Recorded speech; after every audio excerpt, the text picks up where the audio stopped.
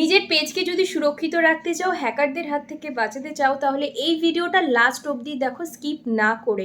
আমি কিছু সেটিং তোমাদের সাথে শেয়ার করব, তার দ্বারা তোমরা দেখে নাও এই সেটিংগুলো তোমাদের ফেসবুকে করা আছে কিনা।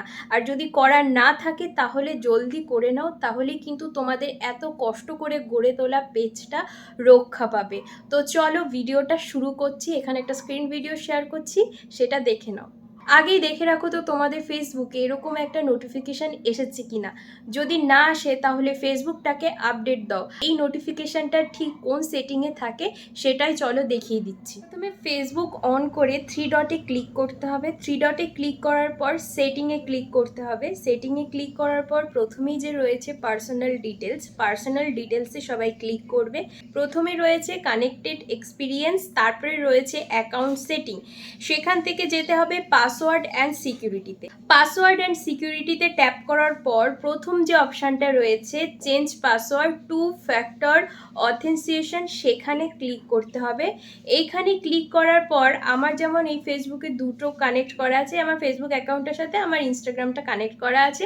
সো এখানে ফেসবুকটাকে ট্যাপ করতে হবে।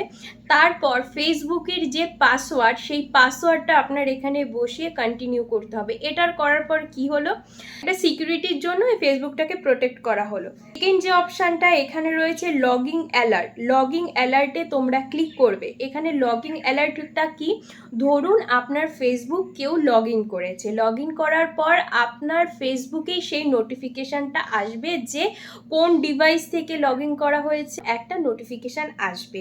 এখানে আমি ফেসবুকটা ক্লিক করার পর আমি এখানে প্রথমে যে আছে ইন অ্যাপ নোটিফিকেশান, মানে নোটিফিকেশানটা আপনার ফেসবুকেই আসবে, এখানে ক্লিক করে দেবেন। থ্যাংক ইউ সো মাচ ভিডিওটা লাস্ট অবধি দেখার জন্য। আর ভিডিওটা ভালো লাগলে একটু লাইক কমেন্ট শেয়ার, আর যারা নতুন তাদের কাছে একটু পৌঁছে দেওয়ার ব্যবস্থা করে দিও, কারণ অনেকেই আছে যে এই ব্যাপারটা তাদের কাছে জানা নেই। তো থ্যাংক ইউ।